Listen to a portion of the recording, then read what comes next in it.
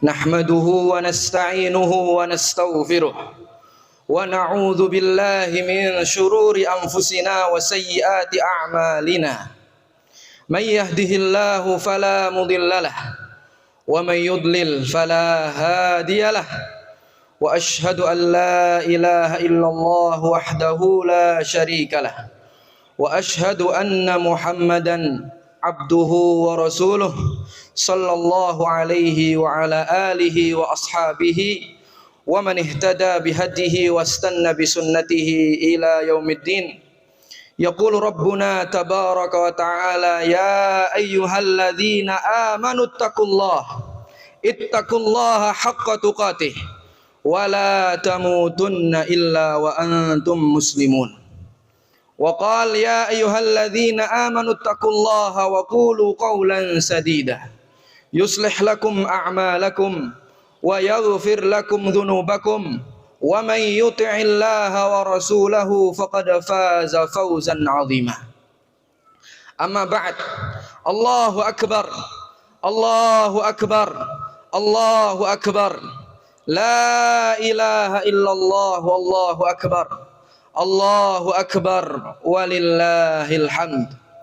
Sebelum memulai khutbah kita pada pagi yang berbahagia ini, dari mimbar yang mulia ini, khatib mengingatkan diri kami pribadi secara khusus maupun kepada seluruh jamaah sekalian agar selalu meningkatkan keimanan dan ketakwaan kita kepada Allah Subhanahu wa taala. Karena ketakwaan tersebut merupakan sebaik-baik bekal yang akan kita bawa menuju Allah Subhanahu wa taala. Wa tazawwadu fa inna khairaz zadit taqwa. Dan berbekallah karena sebaik-baik bekal adalah takwa kita kepada Allah Subhanahu wa taala, yaitu dengan jalan mengerjakan perintah-perintah Allah dan menjauhi larangan-larangannya. Allahu akbar. Allahu akbar. La ilaha illallah wallahu akbar. Allahu akbar walillahil hamd. Ayyuhal muslimun, pada pagi yang berbahagia ini kita mendengungkan takbir, kita mendengungkan tahlil, tasbih, tahmid. Kenapa kita bertakbir? Karena sejatinya yang besar hanyalah Allah Subhanahu wa taala. Yang agung hanyalah Allah Subhanahu wa taala. Sedangkan selain Allah Subhanahu wa taala maka itu kecil. Masalah-masalah kita itu kecil, apapun selain Allah itu kecil. Kemudian kita bertahlil, membaca la ilaha illallah, karena tidak ada Tuhan yang berhak disembah, tidak ada sesembahan yang patut disembah, tidak ada sesembahan yang layak untuk disembah melainkan Allah Subhanahu wa taala. Kita hanya menghambakan, kita hanya mengabdikan diri kita hanya kepada Allah Subhanahu wa taala, bukan kepada yang lain. Maka ini adalah ajaran tauhid, ajaran yang dibawa oleh Nabi Adam sampai Nabi kita yang mulia Nabi Muhammad sallallahu alaihi wasallam. Walaqad ba'atsna fi kulli ummatir rasulan an i'budullah wajtanibut taghut. Dan benar-benar sungguh telah kami utus kepada setiap umat seorang rasul. Apa tugasnya? Dia menyeru kepada Allah dan melarang untuk beribadah kepada selain Allah, yaitu kepada tauhid. Sesembahan-sesembahan selain Allah maka itu ditinggalkan. Maka ini adalah ajaran tauhid, intisari ajaran tauhid yang dibawa oleh para nabi dan juga para rasul-rasul Allah Subhanahu wa taala, yang ajaran tauhid tersebut yang senantiasa kita pegang sampai kapanpun dan apapun konsekuensinya. Kemudian kita bertasbih, mensucikan Allah Subhanahu wa taala, karena segala kesempurnaan hanya milik Allah dan segala kekurangan dan kelemahan milik makhluk. Oleh karena itu para ulama mengatakan al-kamalu lillahi wahdah wan naqsu lil makhluqat, bahwasanya kesempurnaan itu hanyalah milik Allah Subhanahu wa taala dan segala kekurangan itu milik makhluk. Sekuat apapun dia, sehebat apapun dia, maka dia tetap makhluk yang banyak kekurangan, yang banyak kelemahan. Maka kita mensucikan Allah Subhanahu wa taala dari kekurangan-kekurangan. Kemudian kita bertahmid, memuji Allah Subhanahu wa taala, karena sejatinya kebaikan-kebaikan yang sampai kepada diri kita semuanya itu karena kehendak dan kekuasaan Allah Subhanahu wa taala. Bukan karena kemampuan kita, bukan karena kepintaran kita, bukan karena kepiawaian kita, tapi seluruhnya itu datangnya dari Allah Subhanahu wa taala semata. La haula wala quwata illa billah. Allahu akbar. Allahu akbar. La ilaha illallah wallahu akbar. Allahu akbar walillahil hamd. Ayyuhal muslimun, setiap kali momen Idul Adha kita selalu diingatkan dengan suatu kisah yang agung, kisah keluarga yang amat mulia, yaitu keluarga Nabi Ibrahim alaihissalam. Suatu keluarga yang menjadi suri tauladan bagi seluruh manusia sepanjang zaman. Dan kisah tersebut telah Allah Subhanahu wa taala abadikan di beberapa ayat. Salah satunya adalah apa yang Allah Subhanahu wa taala sebutkan dalam surat As-Saffat ayat 100 sampai dengan 113. Jamaah kaum muslimin rahimani wa rahimakumullah, mereka adalah keluarga teladan, keluarga yang patut kita jadikan contoh, keluarga yang telah sukses dalam membangun dan menanamkan tauhid dalam sendi-sendi kehidupan. Maka keluarga Ibrahim adalah keluarga yang harus kita contoh dalam menanamkan tauhid dalam kehidupan berkeluarga kita. Kita masih ingat bagaimana Nabi Ibrahim alaihissalam, beliau merindukan seorang anak sampai beliau di usia yang cukup tua dan beliau belum dikaruniai Allah Subhanahu wa taala anak. Tapi beliau senantiasa berdoa kepada Allah Subhanahu wa taala, tidak berputus asa kepada Allah Subhanahu wa taala, senantiasa berdoa kepada Allah. Maka berapa tahun kita menunggu kehadiran seorang anak dalam keluarga kita? Apakah 5 tahun? Apakah 10 tahun? Apakah 15 tahun? Apakah 20 tahun? Contoh Nabi Ibrahim alaihissalam, beliau senantiasa berdoa kepada Allah. Beliau mengatakan, Rabbi habli minas salihin. Fabasyarnahu bigulamin halim. Ya Rabb, wahai Rabbku, berikanlah kepadaku seorang keturunan yang termasuk orang-orang yang soleh.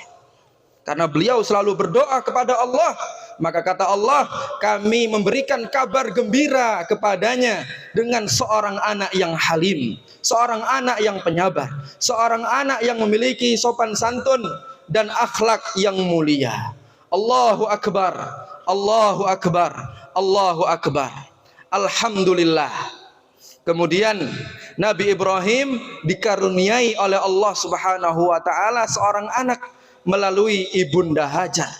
Kita tahu bagaimana selama berpuluh-puluh tahun beliau menantikan kehadiran seorang anak yang dinanti-nanti, yang bukan hanya sebagai keturunan tapi juga sebagai pewaris risalah kenabian. Pewaris risalah kenabian. Namun Allah Subhanahu wa taala memiliki jalan yang lain. Allah Subhanahu wa taala memiliki takdir yang lain. Allah Subhanahu wa taala ingin menguji Nabi Ibrahim ketika sudah ada anak tersebut. Allah Subhanahu wa taala ingin menguji Nabi Ibrahim. Apakah cinta Nabi Ibrahim alaihissalam kepada Allah Subhanahu wa taala itu adalah cinta yang tidak tertandingi, ataukah cinta Nabi Ibrahim kepada sang anak yang beliau damba-dambakan tersebut, ataukah cinta beliau kepada sang anak tersebut bisa menandingi cintanya kepada Allah Subhanahu wa taala? Maka Allah Subhanahu wa taala mengujinya Firman Allah Subhanahu wa taala, "Falamma balagha ma'u sa'i, qala ya bunayya inni ara fil manam anni adzbahuk fanzur madza tara." Ketika anak tersebut sudah sampai kepada umur yang sanggup untuk berusaha bersama-sama dengan Nabi Ibrahim alaihissalam, maka beliau mengatakan, "Wahai anakku, sesungguhnya aku melihat pada mimpiku, aku menyembelih dirimu. Fanzur madza tara." Maka pikirkanlah, apa pendapatmu? Maka sang anak mengatakan, "Qala ya abati fa'al ma tu'mar, satajiduni insyaallahu minas sabirin." Wahai ayahku, if'al, lakukanlah apa yang diperintahkan kepadamu, jangan ragu-ragu. Satajiduni insyaallahu minas sabirin, niscaya engkau mendapatiku sebagai orang-orang yang sabar. Maka jamaah sekalian, rahimani wa rahimakumullah, Nabi Ibrahim berada di dalam dua pilihan. Ya. Pilihan yang pertama mengikuti perasaan hati beliau, yaitu dengan meninggalkan Ismail, tidak menyembelihnya. Atau pilihan yang kedua, mengikuti perintah Allah Subhanahu wa taala dengan menyembelih anaknya Ismail. Maka kejadian seperti inilah, momen-momen seperti inilah yang sering kita rasakan dalam kehidupan kita sehari-hari. Kita memilih mengutamakan Allah dan Rasulnya, ataukah kita memilih Ismail yang ada di sekeliling kita? Dua pilihan. Maka Ismail kita itu adalah sesuatu yang melalaikan kita dari Allah Subhanahu wa taala. Ismail kita adalah seluruh hal yang membuat kita enggan untuk melaksanakan perintah-perintah Allah. Ismail di tengah kita adalah sesuatu yang membuat kita malas, membuat kita menolak kebenaran. Ismail di sekitar kita adalah sesuatu yang membuat kita melanggar perintah-perintah Allah Subhanahu wa taala, melanggar larangan-larangan Allah Subhanahu wa taala. Maka ini harus kita pikirkan. Ini harus kita pikirkan. Bagaimana beliau di sini mendapatkan dua pilihan. Maka jamaah yang dirahmati oleh Allah Subhanahu wa taala, anak-anak kita, bapak-bapak kita, keluarga kita, istri kita, harta kita, rumah-rumah kita, bisnis kita, perniagaan kita, jangan sampai kita lebih mencintai seluruh hal tersebut melebihi cinta kita kepada Allah dan Rasulnya, dan juga berjihad di jalan Allah Subhanahu wa ta'ala. Jangan sampai hal-hal ini mengalahkan pengorbanan kita demi menegakkan agama Allah Subhanahu wa ta'ala. Karena kalau kita lebih mencintai apa yang kita sebutkan tadi, maka kita telah mengambil jalan yang keliru. Kita telah menanam benih-benih kehancuran.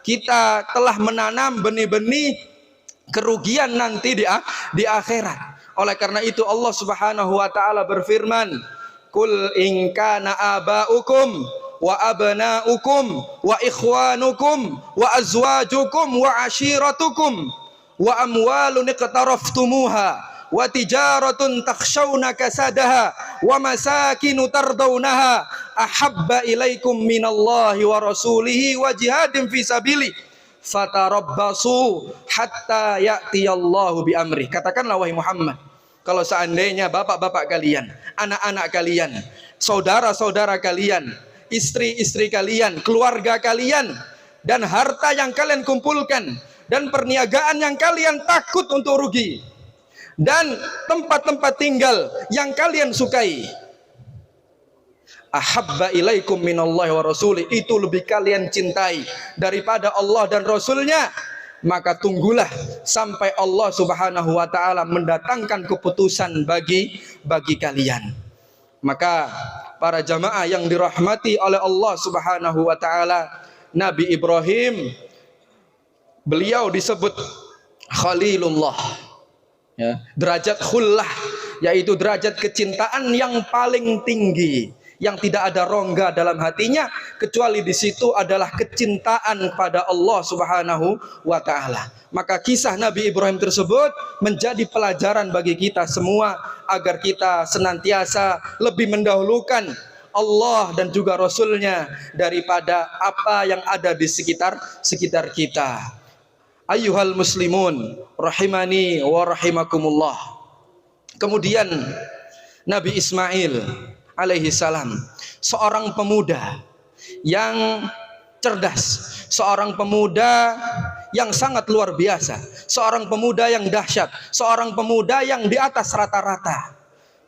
Bagaimana ketika Nabi Ismail alaihi salam mendapatkan perintah tersebut, ketika dikatakan kepadanya perkataan tersebut, maka beliau pun menyambut dengan penuh kesabaran, menyambut perintah Allah Subhanahu wa taala dengan penuh kesabaran, dengan penuh kerelaan.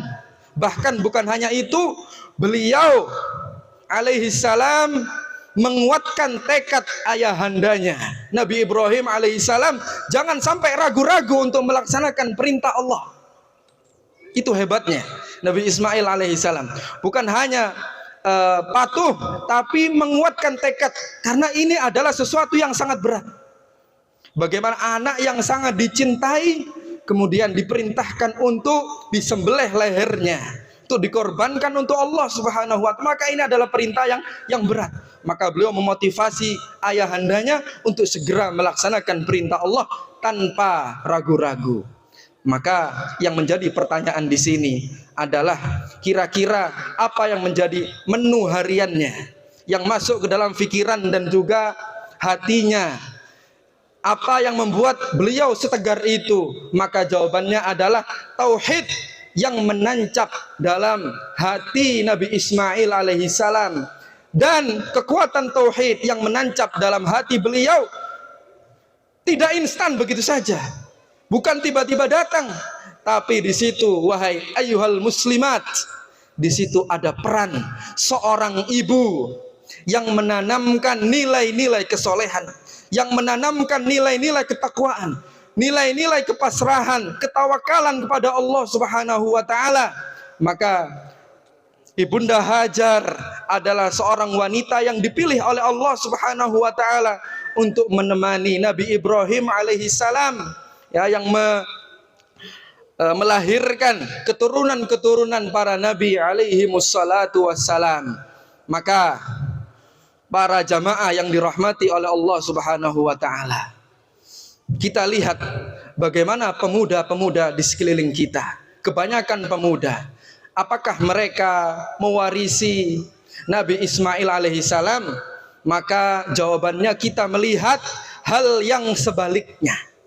Ya, bagaimana perilaku-perilaku mereka sangat-sangat amat mengkhawatirkan, sangat-sangat amat menyedihkan.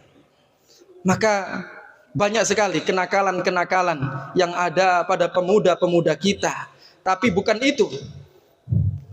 itu yang kita bahas. Tapi kita kembali mengoreksi diri kita masing-masing. Kita sebagai orang tua, apakah peran kita menjadi orang tua? Sejauh manakah kita mendidik anak-anak kita, baik orang tua laki-laki maupun orang tua perempuan, dalam menanamkan tauhid dalam diri anak-anak kita? Anak-anak kita ini menjadi investasi yang sangat besar bagi kita nanti. Bagaimana mereka ini akan mendoakan kita, akan mengirimkan transferan pahala kalau seandainya mereka menjadi anak-anak yang soleh. Maka perhatikanlah wahai orang tua, anak-anak kita ini mereka yang akan ditanya oleh Allah Subhanahu wa taala, kullukum ra'in wa kullukum mas'ulun an ra'iyatihi. Setiap dari kalian adalah pemimpin dan setiap dari pemimpin akan ditanyai tentang pertanggungjawabannya. Dan Allah Subhanahu wa taala berfirman, waqifuhum innahum mas'ulun, dan kumpulkanlah mereka karena sesungguhnya mereka akan ditanya tentang pertanggungjawaban masing-masing, tentang apa yang telah mereka kerjakan, apa yang menjadi tanggungan mereka, yaitu anak-anak mereka. Aqulu ma tasma'un wa astaghfirullahal aliyyal azim li wa lakum fastaghfiruh innahu huwal ghafurur rahim.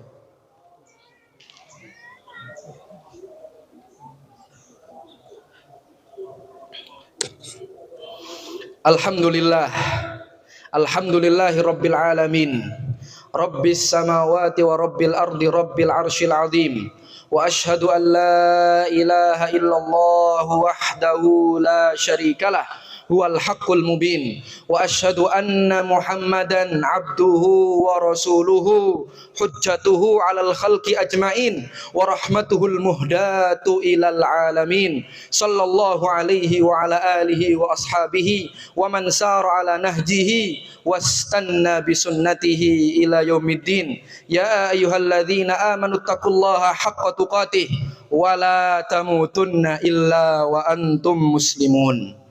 Ayyuhal muslimun, yang menjadi pertanyaan, bagaimana kita bisa mencetak generasi-generasi seperti Nabi Ismail alaihissalam? Setidaknya 90%, setidaknya 95%, setidaknya 70% atau 50%, atau bahkan kurang dari itu. Bagaimana caranya?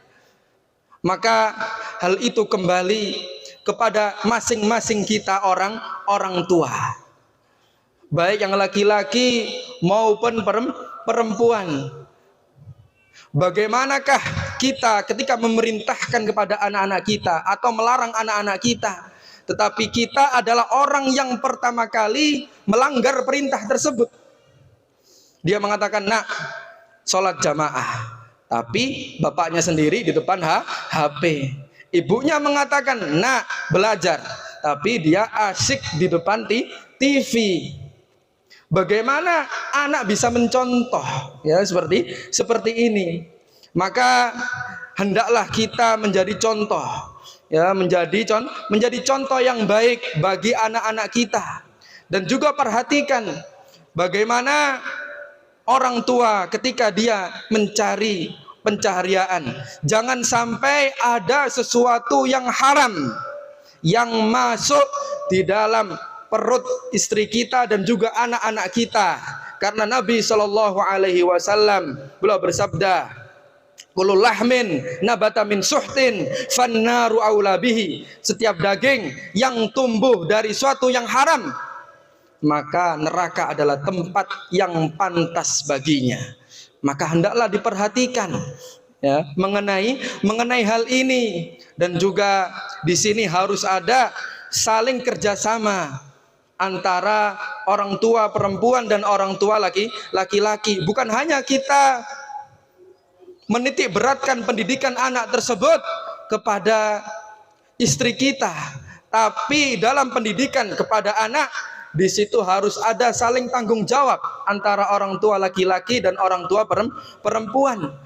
Yang perempuan mencontoh kepada Ibunda Hajar, yang laki-laki mencontoh kepada bapak kita Nabi Ibrahim alaihissalam. Karena dalam suatu keluarga dibutuhkan juga seorang pemimpin dalam suatu keluarga yang soleh. Suatu keluarga yang soleh, yang memiliki akidah tauhid yang benar, yang hanif, seperti apa yang dilakukan oleh Nabi Ibrahim alaihissalam.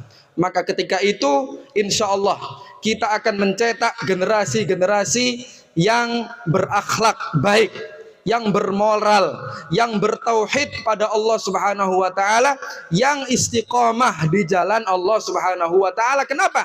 Karena pada dasarnya anak-anak kita ini mengikuti kita. Yang mereka ikuti adalah orang tuanya, selain gurunya, selain yang lain. Karena pada dasarnya anak-anak kita ini dikatakan oleh Nabi SAW, kullu mauludin yuladu alal fitrah fa abawahu yuhawwidanihi au yunassiranihi au yumajjisanihi. Setiap anak yang dilahirkan itu dilahirkan di atas fitrahnya mereka masing-masing. Maka kedua orang tuanya lah yang membuat dia Yahudi, yang membuat dia Nasrani, yang membuat dia Majusi. Ayyuhal muslimun, Allahu akbar, Allahu akbar, Allahu akbar, la ilaha illallah, Allahu akbar, Allahu akbar, walillahil hamd. Apalagi pada akhir-akhir ini, ya, bukan hanya akhir-akhir ini saja, ya, apa yang kita saksikan di media sosial dan juga lingkungan sekitar kita, bahwasanya kita memang berada di dalam zaman fitnah, ya. Di zaman fitnah, bagaimana kita diserang dari berbagai arah, dari media-media dan lain sebagainya, ya, yang bisa merusak tauhid anak-anak kita, yang bisa merusak moral, ya, anak-anak bangsa dan lain sebagainya. Maka kembali lagi peran orang tua untuk mengcounter, untuk melindungi anak-anaknya tersebut daripada serangan-serangan dari orang-orang luar Islam yang ingin merusak agama kita, yang ingin merusak akidah dan tauhid kita yang telah kita pegang sampai saat ini. Maka Allah Subhanahu wa taala berfirman, "Qul sadaqallah fattabi'u millata Ibrahim hanifa wa ma kana minal musyrikin." Katakanlah, maha benar Allah, maka ikutilah millah Ibrahim, agama Nabi Ibrahim yang lurus. Wa ma kana minal musyrikin, dan beliau bukanlah orang-orang yang musyrik. Maka semoga yang sedikit ini bermanfaat bagi kita semuanya. Kita berdoa pada Allah Subhanahu wa taala untuk memperbaiki keadaan kita, untuk memperbaiki orang tua kita, untuk memperbaiki keadaan anak-anak bangsa, dengan kita selalu menjadikan contoh, yaitu Nabi Ibrahim dan juga nabi-nabi yang lainnya, karena mereka adalah benar-benar contoh yang harus kita contoh. Ulaikal ladzina hadallah, ulaikal ladzina hadahumullah fabihudahu muqtadih. Mereka ini, para nabi dan para rasul, adalah orang-orang yang diberikan hidayah oleh Allah, maka dengan petunjuk tersebut ikutilah. Bukan kita mengikuti orang-orang yang lain, bahkan mengikuti orang-orang yang tidak pernah bersujud, ya, di hadapan Allah Subhanahu. Bukan kita jadikan contoh orang-orang tersebut, tapi kita mengikuti bagaimana nabi-nabi dan para rasul alaihi salatu wassalam.